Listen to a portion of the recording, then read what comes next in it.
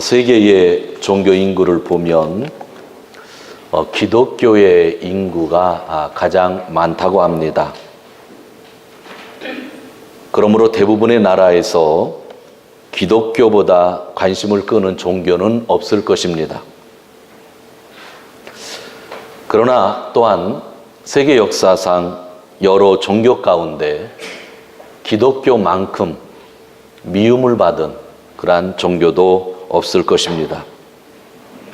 그 이유는 무엇일까요? 그것은 기독교의 중심에 있는 사상 때문입니다. 이것은 철저하게 하나님 중심입니다. 조금 전에 기도하시는 집사님의 기도 내용을 들으면서 신선하다 하는 한 단어가 있었습니다. 우리가 구약 성경을 읽으면 여호와 니시라고 하는데 신 집사님이 뭐라고 하셨죠? 아도니아 니시라고 했습니다. 주는 나의 깃발이라고 하는 거죠. 우리가 가지고 있는 성경책에는 분명 여호와 니시라고 있지만 사실 그것을 읽을 때에 이스라엘 사람들은 여호와 니시라고 읽지도 않고 예수님도 예수님의 제자도 여호와 니시라고 읽은 적이 없을 겁니다. 그들은 오직 아도니아 니시, 주의 깃발이라고 읽었죠.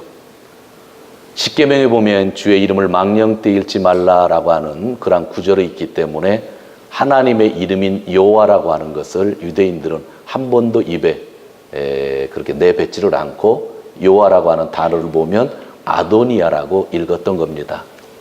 그런데 아도니아 니시, 이렇게 철저하게 기독교는 여호와 하나님 중심으로 신앙을 가지고 있습니다.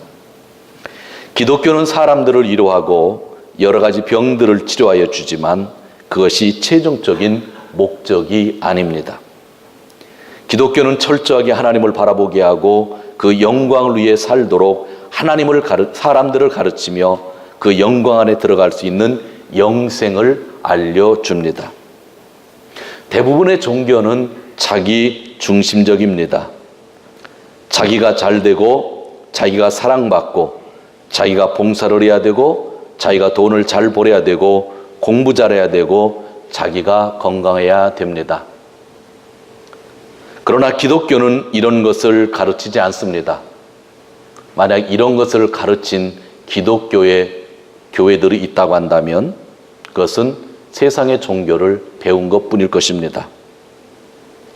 기독교는 남이 잘 되기를 바라고 있습니다. 남을 사랑하기를 원하고 있습니다.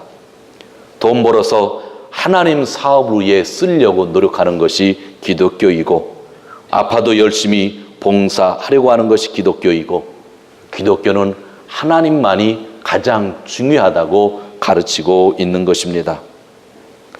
그래서 정말 대단한 종교입니다. 전 그래서 기독교의 목사가 된 것을 늘 자랑스럽게 여기고 있습니다.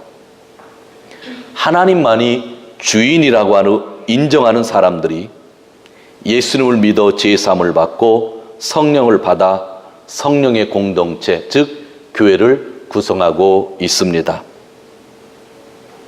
그래서 이 교회 공동체는 성령의 공동체이고 예수 중심 공동체이고 하나님 중심 공동체입니다.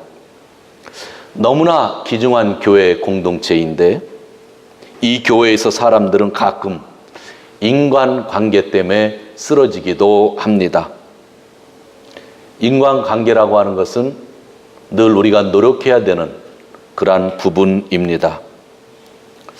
교회 다니는 사람이 어떻게 저렇게 화를 낼 수 있을까 하고 교회를 떠나는 사람이 있고 어느 때는 친절하지 않다고 떠나는 사람이 있고 좀 자기랑 마음에 들지 않는다고 해서 떠나는 사람도 있다고 하는데 늘 인간관계가 교회 안에서 문제가 되는 것 같습니다. 근데 저는 인간관계가 중요하다고 생각하면서도 그것보다 더 위의 것을 늘 보려고 합니다. 여러분 세상에 한번 나가보시기를 바랍니다. 사실 비교할 수도 없을 정도로 세상의 삶은 심하지 않은가요? 세상 안에서는 더 큰 것들이 기다리고 있습니다. 그것은 살인이 있습니다. 성범죄가 있습니다. 아주 강력한 그러한 이지매 같은 것들이 존재합니다. 교회는 부족한 사람들의 모임이지만 사실 거기까지 심하지는 않은 것 같은데 세상에 대해서보다 교회에 대해서 많은 사람들이 욕을 하고 또 떠나는 것 같다라고 하는 생각을 해봅니다. 오랜만에 서울 시내에서 시내버스를 탔습니다. 서울에 간 것도 오랜만인 것 같아요.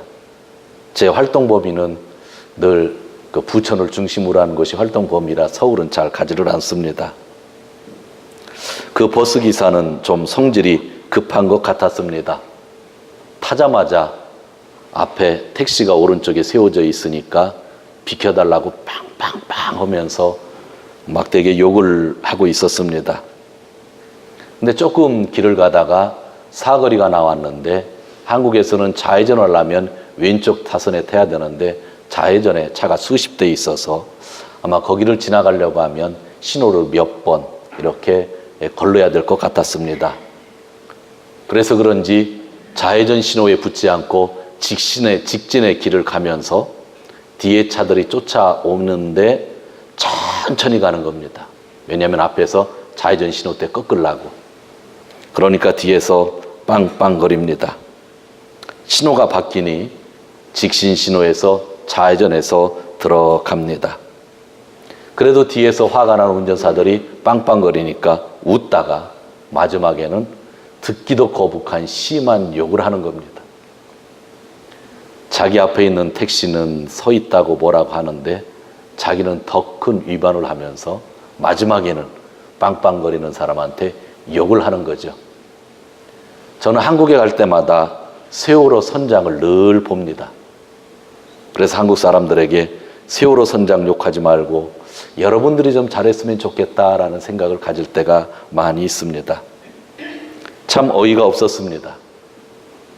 그 다음날 서울 시내에서 버스를 타고 인천공항을 가고 있었습니다. 이번에는 승객이 뒤에서 아주 시끄럽게 떠드는데 젊은 친구들이었습니다.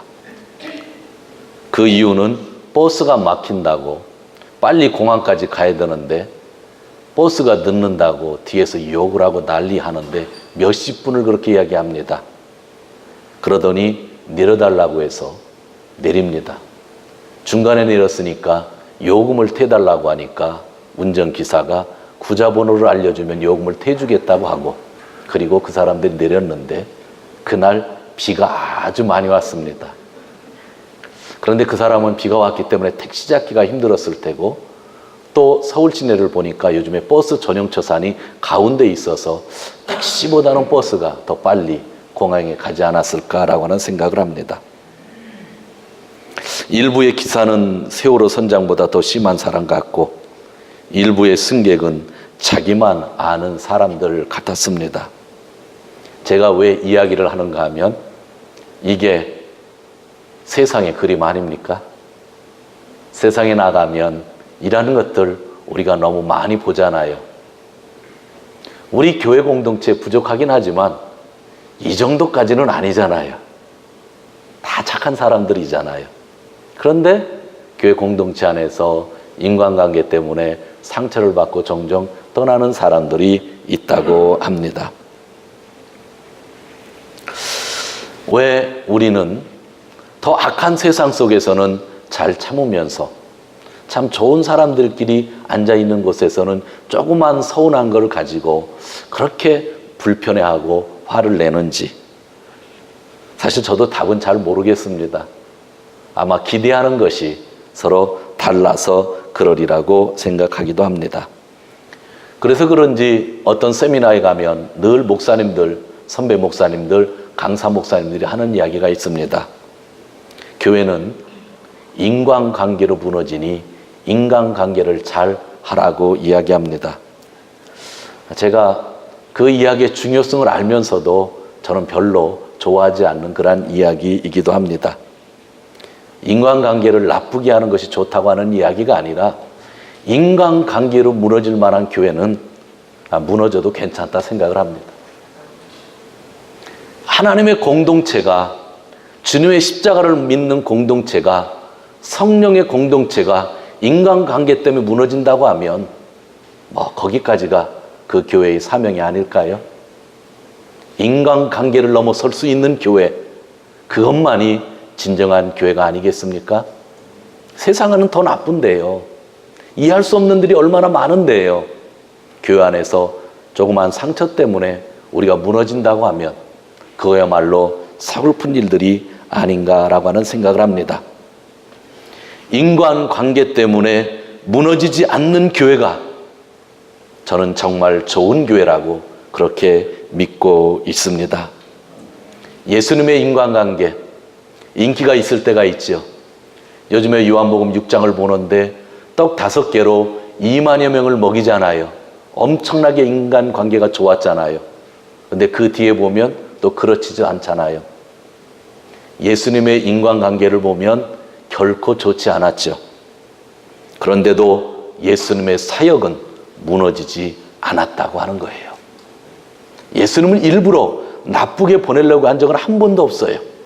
어떤 사람인지 사랑을 베풀고 살았는데도 불구하고 마지막은 사람들이 떠나는 거예요. 인간관계가 무너지는 거예요. 그런데도 불구하고 예수님은 하나님의 일을 잘 감당했다고 하는 것, 하나님의 뜻을 잘 감당했다고 하는 것, 그 예수님을 머리로 삼은 교회가 오늘 우리의 교회라고 하는 것, 그것이 성경이 주시는 말씀들입니다. 사람과의 관계도 중요하지만 내가 영원한 생명을 가지고 있는가, 그것이 가장 중요한 겁니다.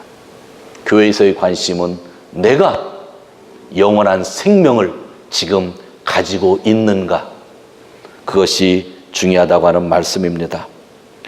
우리가 교회에서 영원한 생명을 강조하면 누가 보이기 시작하냐면 예수님이 보이기 시작합니다.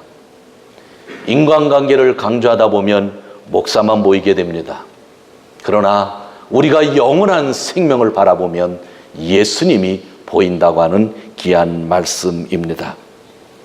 우리는 몇 주 동안 오병이어의 기적의 본문을 보고 있습니다. 예수님 당시 유대인들이 가장 갈급했던 것은 안정된 생활이었습니다. 로마의 식민지 생활을 했고 또한 먹을 것이 없었을 때이기 때문입니다. 오늘날 많은 사람들이 기독교에 갖는 관심과 비슷할지 모르겠습니다. 나의 생활의 안정을 위하여 교회에 나온다고 하는 사람들이 있기 때문입니다. 병든자들이 예수님을 많이 찾아옵니다. 또 보릿고개를 넘는 사람들이 예수님을 많이 찾아왔습니다. 그들이 예수님에게 병의 고침을 받고 또 빵을 공급받을 수 있었습니다. 그러나 6장 66절을 보면 그렇게도 도움을 받았던 사람들이 예수님을 떠나는 모습을 볼 수 있습니다. 어제 빵을 먹은 2만여 명의 사람들이 예수님을 찾아서 이쪽 저쪽 다니다가 예수님을 만납니다. 또 빵을 구하는 것이죠.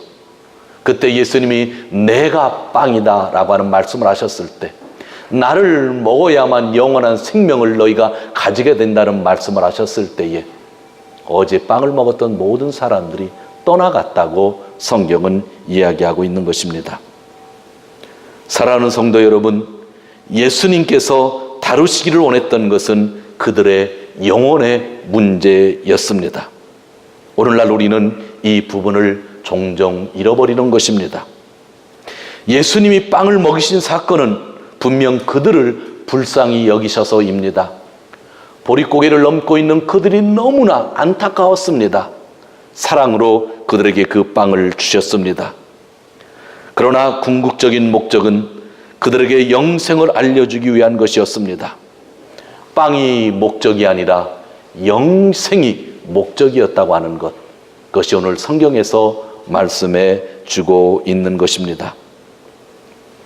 빵을 찾아왔던 사람들이 예수님에게 질문을 하는데 28절을 같이 읽도록 하겠습니다. 28절입니다. 저희가 묻되 우리가 어떻게 하여야 하나님의 일을 하오리까? 빵을 찾으러 온 사람들이 예수님에게 질문을 합니다. 우리가 어떻게 해야 하나님의 일을 할 수 있습니까?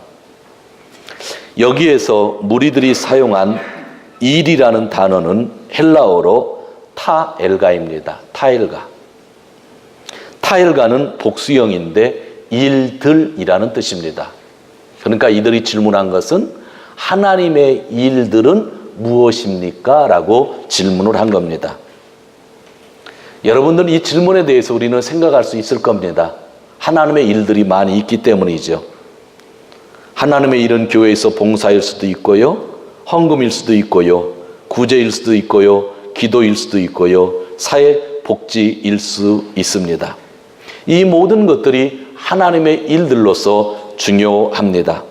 그러나 이것보다 더 중요한, 아니 가장 중요한 하나님의 일들이 아니라 하나님의 일, 단수, 하나님의 일이 있다는 것을 우리가 잊어서는 안 됩니다. 그래서 예수님이 친히 말씀해 주셨는데 29절도 같이 읽도록 합니다. 예수께서 대답 가라사대 하나님의 보내신 자를 믿는 것이 하나님의 일이니라. 아멘.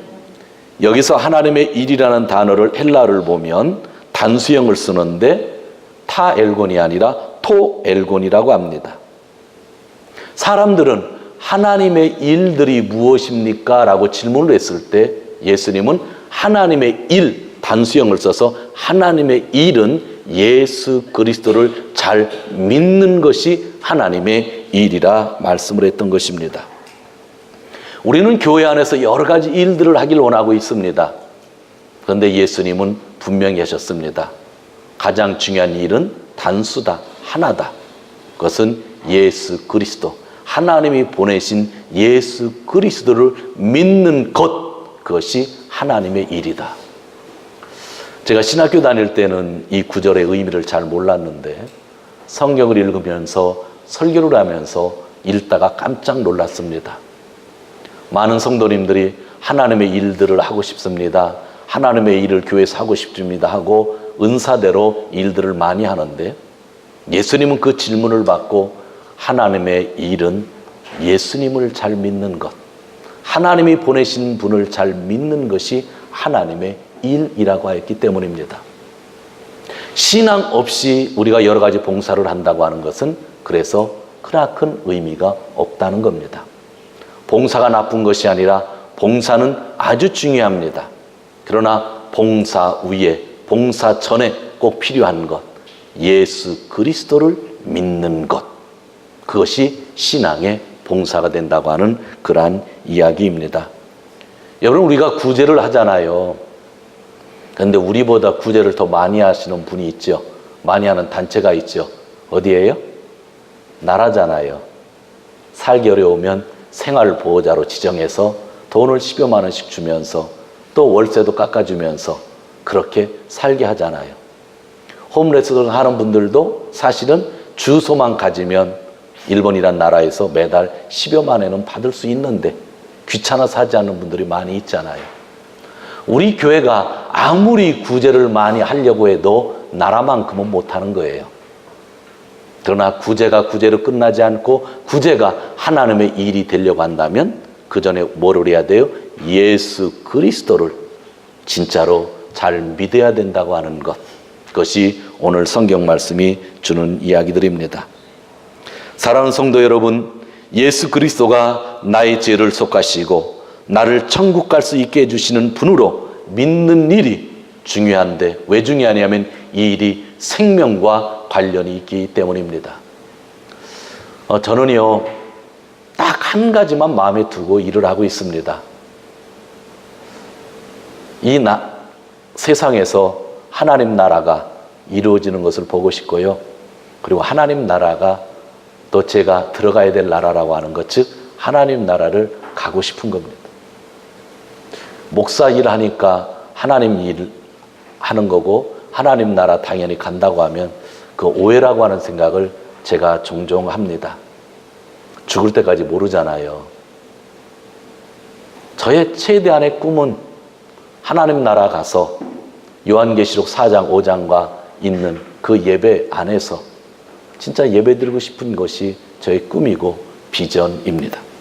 아마 여러분들도 그러시라고 저는 그렇게 믿고 있습니다. 우리가 영원한 생명을 얻는 것, 그것이 하나님이 가장 좋아하시는 뜻이며 일이라고 하는 것입니다. 하나님의 일에 대한 이야기를 하면 그 앞에 하나님의 뜻에 대한 이야기를 해야 됩니다. 왜냐하면 하나님의 일은 누구의 뜻에 의한 것이에요? 하나님의 뜻에 의한 것. 근데 이 요한복음은요, 너무 깊습니다. 6장 40절을 한번 보시기를 바랍니다. 6장 40절 같이 읽습니다. 내 아버지의 뜻은 아들을 보고 믿는 자마다 영생을 얻는 이것이니 마지막 날에 내가 이를 다시 살리시라 하시니라. 하나님의 뜻은 아들을 보고 믿는 자마다 뭐를 얻는 거예요? 영생을 얻는 거예요. 하나님의 뜻은 우리가 영생 얻는 거고, 하나님의 일은 뭐예요? 예수님을 잘 믿는 거고, 다 연결됐잖아요. 교회에서 예수 이외의 것에 집중한다고 하면 이미 그것은 교회가 아니라는 거예요. 예수를 통해서만 우리가 영생을 얻을 수 있는데 거기에 하나님의 뜻이 있고 거기에 하나님의 일이 있다고 하는 말씀입니다. 예전부터 목사님들이 처음 믿는 사람들에게 요한복음을 읽으라고 했던 이유가 여기에 있는 겁니다. 사실 요한복음은 마태복음이나 마가복음보다 읽기가 힘들습니다. 왜냐하면 깊이가 있기 때문이죠. 그러나 이 깊이를 우리가 이해하지 못하면 온전한 신앙생활을 할 수 없기 때문에 요한복음을 읽으라고 했던 것입니다. 오늘 말씀을 정리하려고 합니다. 지난주 말씀 가운데 예수님께서 제자들에게 질문을 합니다. 왜냐하면 빵을 찾던 사람들이 전부 다 떠났다고 돼 있잖아요. 근데 주위에는 12명의 제자만 있는 겁니다. 그래서 63절에서 예수님이 그 67절에 나올 거예요. 67절에서 예수님께서 너희도 떠나려느냐 그렇게 하는 거예요.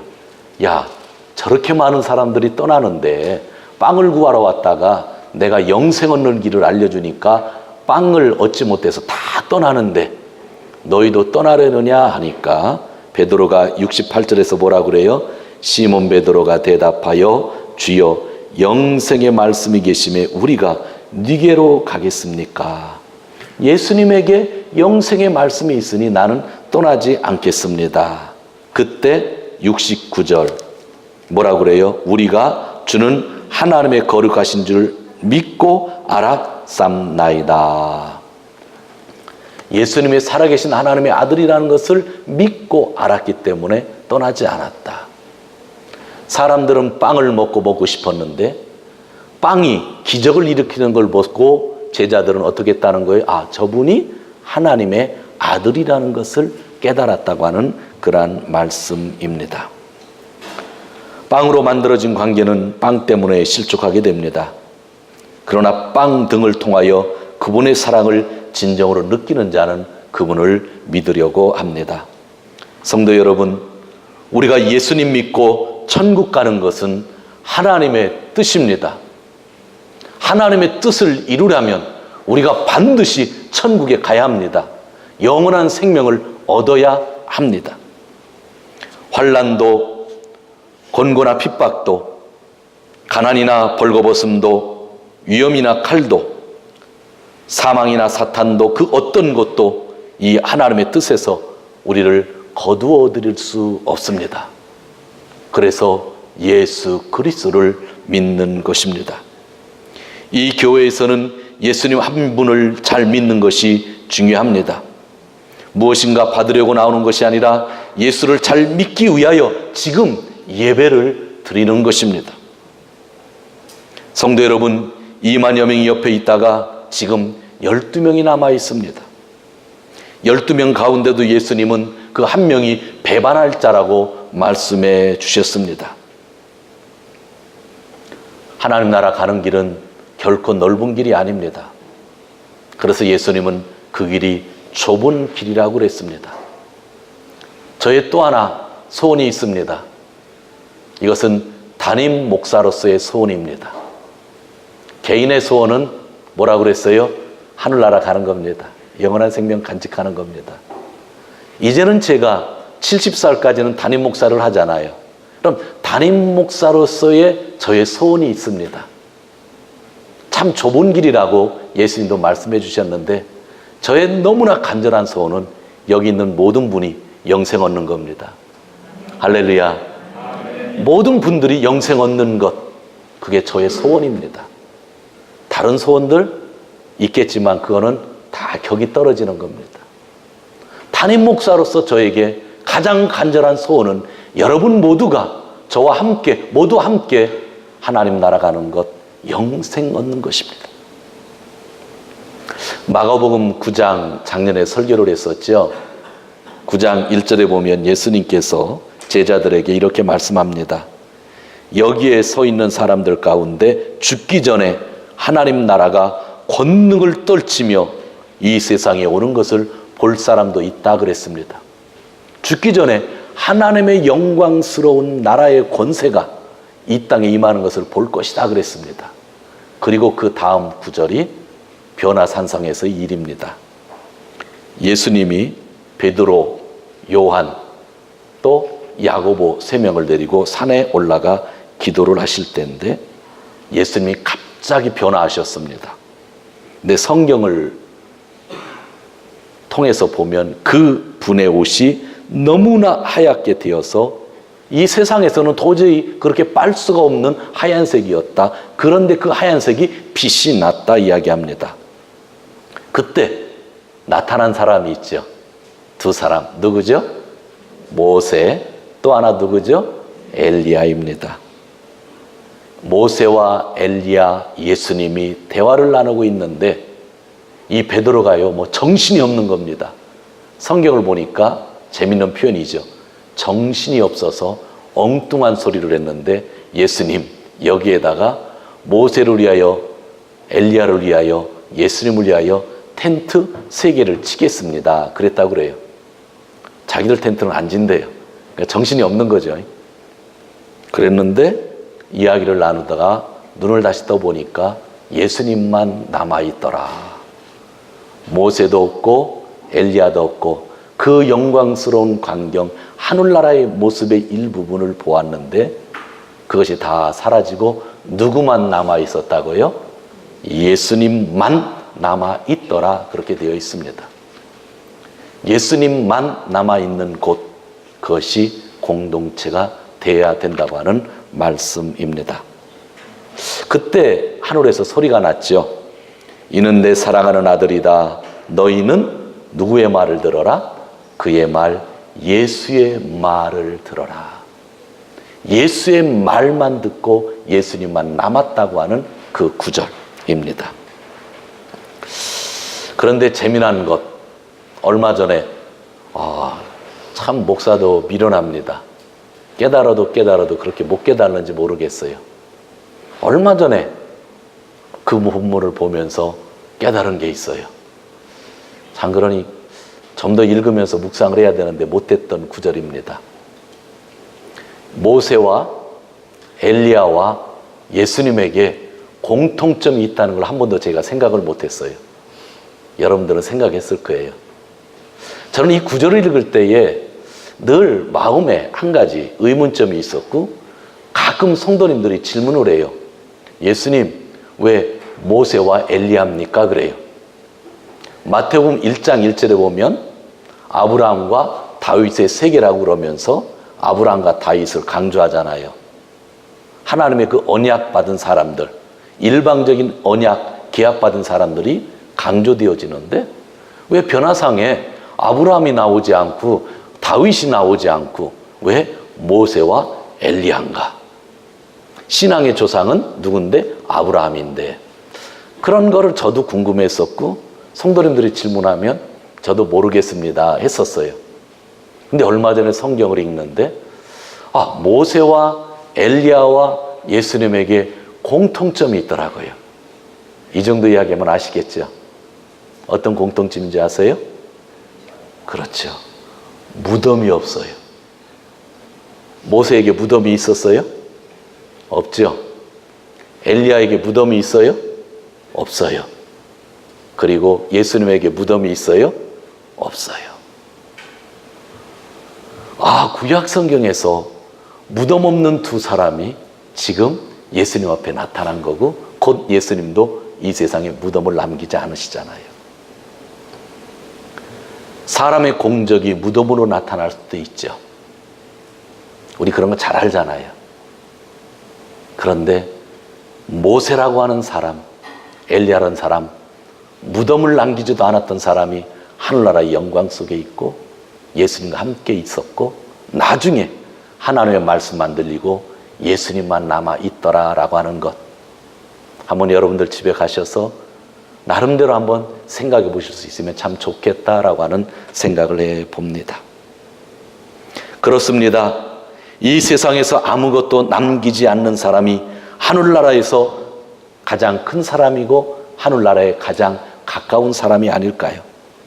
그러므로 이 세상에서 우리는 예수님만 바라보는 것, 예수님만 믿는 것, 그래서 예수님은 그것이 하나님의 뜻이고 하나님의 일이라고 우리에게 분명히 말씀해 주셨습니다. 성도 여러분, 예수 그리스도의 십자가, 즉 죄사함을 믿어야 합니다. 그리고 믿는 자들에게 주시는 성령님을 반드시 믿고 받아야만 합니다.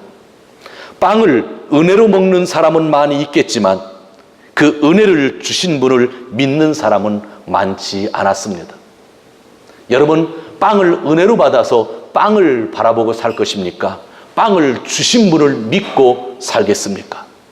그것이 3주 동안 6장에서 주신 말씀의 한 핵심적인 결론이 되는 것입니다. 교회에서 신앙생활을 하면서요, 목사가 여러분들에게 여러 가지 부탁할지 모릅니다. 그러나 여러 가지 일들을 하려고 그렇게 많이 고민하지 않으셔도 됩니다. 나를 위해 여러 가지 필요하다고 또 많이 구하지 않아도 됩니다. 오직 한 분이신 예수 그리스도를 잘 믿었으면 좋겠어요. 저도 잘 믿었으면 좋겠고 여러분들도 예수님을 진짜 잘 믿었으면 좋겠어요. 그게 진정한 하나님의 일이고, 그래서 우리가 영생을 얻으면 그것이 하나님의 뜻이라는 것을 마음에 담고 오늘도 내일도 그날까지 평생 승리하시며 사시는 귀한 성도님들 되시기를 주님의 이름으로 축원드립니다. 기도하겠습니다. 제가